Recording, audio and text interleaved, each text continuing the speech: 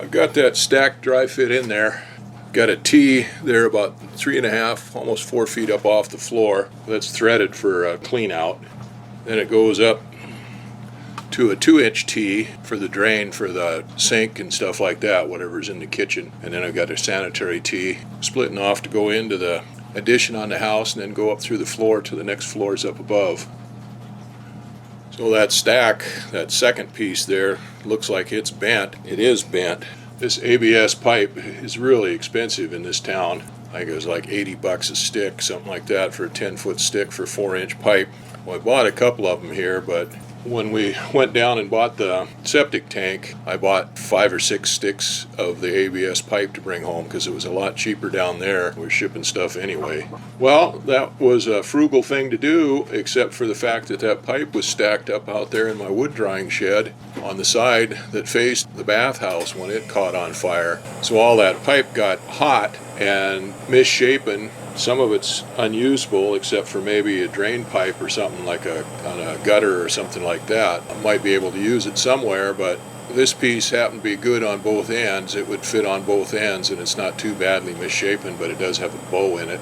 Well, I've got a couple of good sticks that didn't get bent, didn't get burnt. One of them I've got sitting out on the ground underneath where the deck is for the addition on the house. And then I've got another stick of it that's good sitting out in the pile along with all the burnt up stuff. So this bottom piece down here, I'd salvaged it. When I ran the rough end for the pipe through the mud out there to where we put the septic tank in, well, I dug back into that bank to put the septic tank in there. I wound up taking out the 2 sticks there. It had been buried, but it come out in good shape, except it was all coated with mud that had stained it that wouldn't come off. So I spent about 30 minutes or more scrubbing that down with a Scotch-Brite. Ordinarily I wouldn't have bothered, but it's going to be inside basement here where it's going to be visible. So I figured I better get that nasty looking muddy stuff off of there. Now the ones going up into the next floor aren't going to matter so much because we'll probably box those in.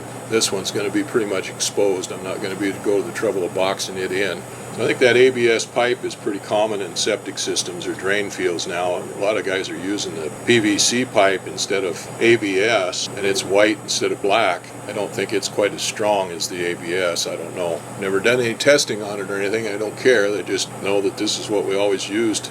Well, actually, it's not what we always used. Back a little over 60 years ago, I was about 10 years old, I think, I helped my dad put in the plumbing for where we were going to put a house on a lot that we had down in Idaho. And then the thing that was in common use was cast iron pipe. So I got the experience of putting together cast iron pipe where we had a driver, like a chisel thing, for driving oakum into the pipe. You'd slide one end of the pipe into the bell of the other pipe, pack it with oakum, and then heat up and pour lead into the pipe to seal it up. That wasn't too bad on the vertical stacks, but boy, on the horizontal stacks, pouring that lead in there was a lot of fun. Anyway, I got experience doing that. They don't use cast iron pipe very much anymore. Almost all of it's all plastic. I have heard that they're using cast iron pipe in a lot of high-end homes because it's quiet. The plastic pipe, you can hear the water running down it and stuff, what's in the walls in the house and stuff, and you can hear the toilet flush and the water running down the pipe.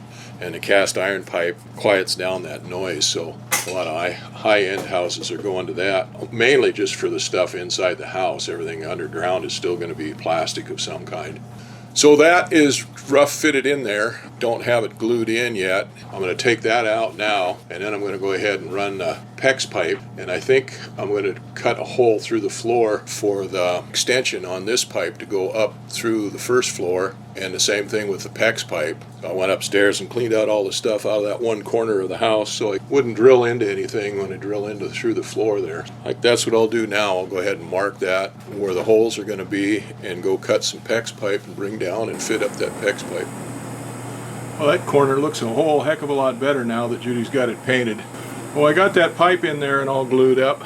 Doggone glue sets up so fast that you don't have time to adjust that pipe once you get it in there. When you glue one piece on and then try to get the next one on, and when the first piece gets set up so quick you can't really adjust it any. It lubes the pipe up enough that it slips in farther than it did when it was dry fit together. So anyway, it doesn't look very good. Of course, it's got that kink in it there, a little bend in it there from the pipe being heated up from the fire, but it's going to work okay. So I got that all in up there and went ahead and drilled a couple holes in there for the PEX pipe to run up through that floor, and then a big hole for the sewer pipe to run up through that floor. I run the PEX pipe down in there. I wanted to get that done before I put that sewer pipe in there, and I'm glad I did. That turned out to be a lot harder than I expected. The gap in there between those two floor joists is smaller than what the width of my crimping tool is, so I had a heck of a time getting my crimping tool in there to crimp those crimp rings on the fittings. I managed to figure out how to do it, but it was a chore. And then handling that PEX pipe, that's like wrestling with an anaconda or an octopus or something. That stuff is tough. This 3/4 inch stuff is tougher than the 1/2 inch stuff, but I can get it to straighten out somewhat by hand, but it's still nasty to work with, still tough to work with, especially by yourself. So anyway, that pipe, that stack is all glued up there, so that corner is done. Now I got to get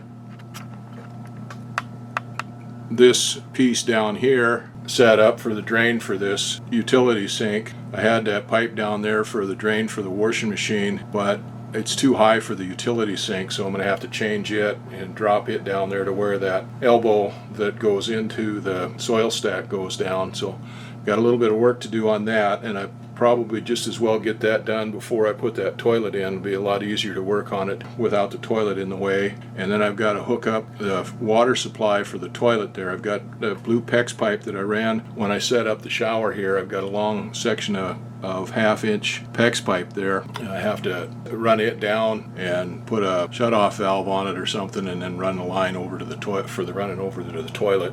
Well, like I said, I'll probably get that stuff done before I put that toilet in there. It'll be a lot easier to do before the toilet's in there than afterward. But the pipe is in there, that soil stack's in there, and I'm happy that that's there.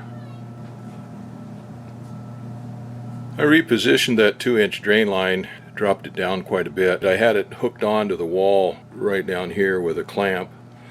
I unhooked it there, and I moved the freezer out of the way. This is a freezer here. I moved it out of the way and went back behind the freezer and then cut that pipe off. Didn't change the position of it back there behind the freezer back to where the washing machine drains into it. But I got a couple of elbows and a length of pipe and hooked this piece back into it. I dropped it down quite a bit, over a foot, so it's down below where the drain outlet is on that utility sink. And I put a T in down here where the utility sink is going to feed into it. Right now I just got some stuff cobbled up there just to look, and that's not what it's going to be, but I got a bunch of elbows that I hooked together, street elbows and odds and ends that I hooked together to kind of make a J-trap there, just to kind of look how that's going to look. But that's all 2-inch pipe, and I got to get an adapter to go down from, I think it's 1.5 inch pipe that comes out of the bottom of that sink, and the J-trap and all that kind of stuff that hooks into that.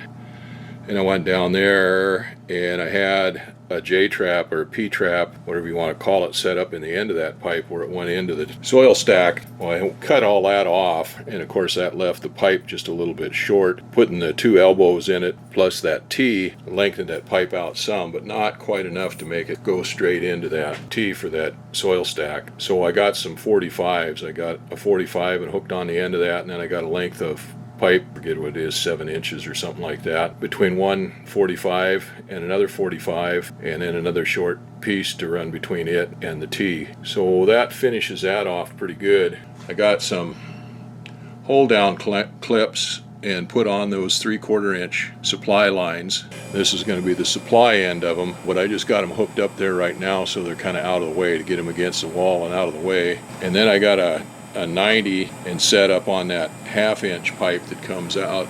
Well, that's the supply line, the cold water supply line, and I put a 90 in there where that's going to go down for the supply for the toilet. So I still need to figure out what I'm going to do for supplies for the toilet and for the utility sink.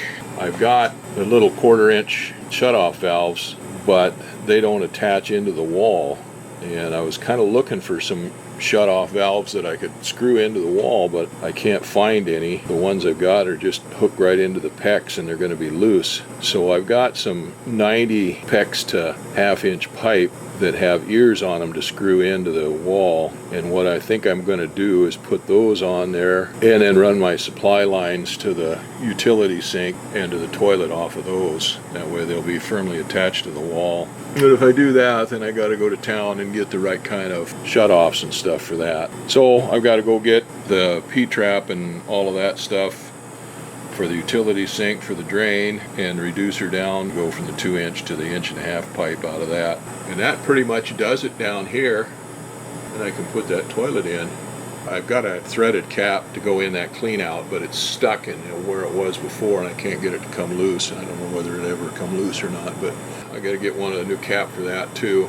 And then up here I've got the T in the line there that I was going to put in for the drain for upstairs in the sink. Now I'm debating what I want to do. I could run that drain from the sink upstairs straight down the wall, plumb it right into this lower drain that I've already got here that I just put in, and that would save a lot of pipe and a lot of work. I'm tempted to do that, but I really don't want that pipe exposed down there. If I put it up like that and tie it into that joist, then it'll be kind of up out of sight, out of the way. The next thing though that I'm going to do before I put that toilet in and hook the plumbing up to that is I've got some more of those clips for the PEX pipe. I'm going to get up there in that floor joist there and tack that pipe up where I've got it running for a supply line from there over to where the kitchen will be, or up into the house. I think that'll be the next project. I got to get a bigger ladder, different ladder for that, because the ladder I've got is a handy little ladder. It's got a nice platform on it, but it's just about 1.5 feet too short to do any work up there inside those floor joists up there. That's 10 feet up there, so I'm going to go get my 8-foot ladder and bring it on here so I can do that.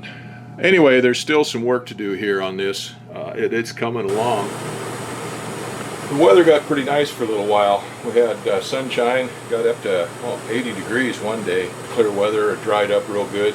First really good dry spell we've had so far this year. So I was doing a lot of work outside. I was hauling some rocks, some fill material for that area down there by the hangar where I want to build a shed for the tire changer. But I did come up here and work on this a little bit in the evenings, and I got that sewer stack run up through the first floor, and then I drilled a hole in the second floor where the toilet's going to go, and I run a stack down there. I insulated around where the hole was drilled through the rim joists there, where that pipe goes out into the house addition out there, where that toilet and drain is going to be there. I've got to put a little joggle in this pipe here where it comes through the first floor going up to the second floor to get it to go over to where it's supposed to go up there in the second floor. And we want to get that done because we have a dehumidifier up there on the second floor. It has a tank on it, and the humidity around here about every day or every other day we've got to go drain that thing. And Judy's getting tired of doing that, so she thought maybe I'd go ahead and fix something up and let it self-drain. So that's one of the reasons of fixing that up. Plus getting it roughed in is a good idea, a good thing. We'll see where everything else can line up there. Well, I got this 2-inch drain relocated down here, and I put a stub out on it, a T on it, here where this utility sink is going to go. I've got that all plumbed in. Then I had to fix up a drain for this utility sink and fix up a J-trap for it. Well, I went to town and I bought 5 different things in town for a J-trap. The only thing I wound up using was a 1.5-inch slip coupling to a 1.5-inch threaded coupling. And the 1.5-inch threaded coupling I was able to thread onto the outlet of this utility sink, and then I made up a J-trap out of some elbows and some odds and ends that I had. And the other thing that we wound up using that I bought was a 2-inch to 1.5-inch pipe adapter. So that is in that drain down there on the wall, and I've got everything plumbed in down there for the drain for this thing. Now what I've just been working on is hooking up the water supply to it. And I had the water supply stubbed out for it. I was just plugged here in the PEX pipe, but I needed to put valves in there. Well, I got a whole bunch of these valves that are meant for faucets, service supply to toilet and stuff like that. And they're 1/2-inch PEX to 3/8-inch compression fitting. Well, the problem with those are they're loose on the wall. You just compress them into the PEX and then the PEX is just flexible wherever you can go, and it doesn't make a secure fitting. Well, when I put this shower in, I needed I think it's called a flanged elbow. It goes from 1/2 inch PEX to 1/2 inch female pipe. And they didn't have any here in town, so I ordered a bunch of them. You can see it over here on the toilet. Anyway, that'll be the supply line for the toilet right there. I've got the flanged 1/2 inch elbow and went ahead and secured it into the PEX pipe with a clinch ring, and then I screwed it into the wall, and I actually went and bought some brass screws to screw that in because that's a brass fitting. And then I was able to find some valves that are 1/2 inch female pipe and 3/8 inch compression fitting. I was looking for valves that were 1/2 inch male, but I couldn't find any, of course, here in town. So I even went and got brass 1/2 inch close nipples to couple those together.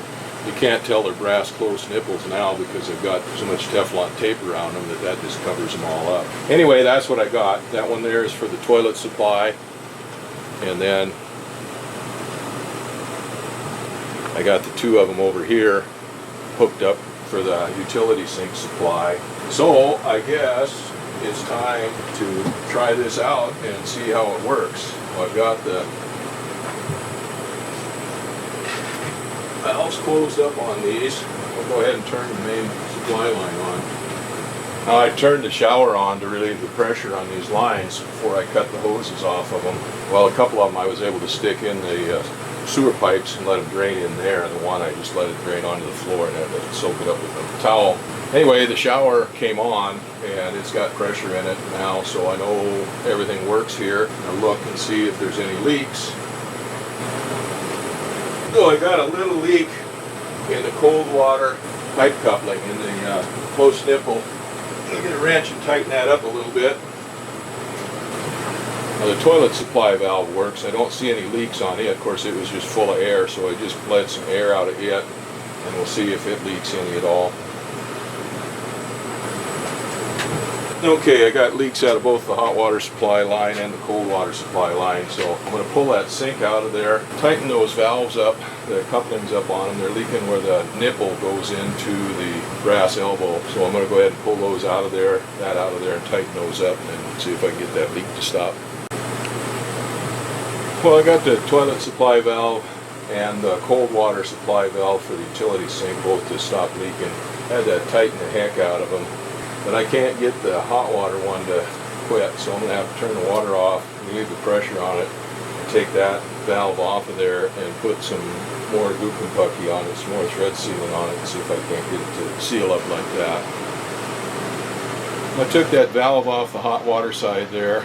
Actually, the valve came off the nipple. I had to go get a wrench and turn the nipple out of the elbow. It probably wasn't leaking out of the elbow. Surprisingly enough, I think it was leaking out of the valve, but the valve is what I had all of the Teflon tape on, but when I took it apart, you didn't see anything on the valve, so I don't know what happened there.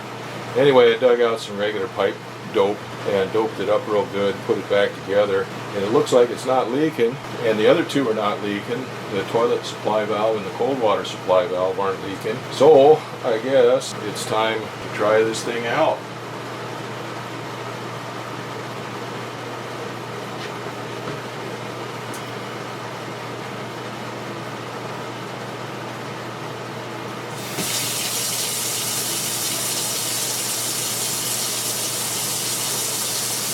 Alright, there's the cold water side.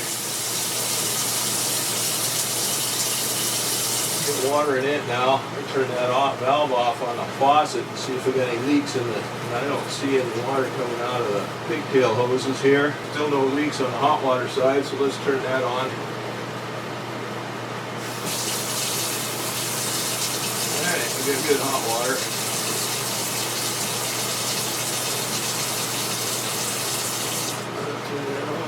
Got no leaks out of the drain pipe here, and I just have it slipped into this coupling down here, this reducer, because we want to be able to take this out, in and out, and I didn't glue it in, but it's a pipe going down into the coupler, so unless the main pipe backs up, that water should run out through there.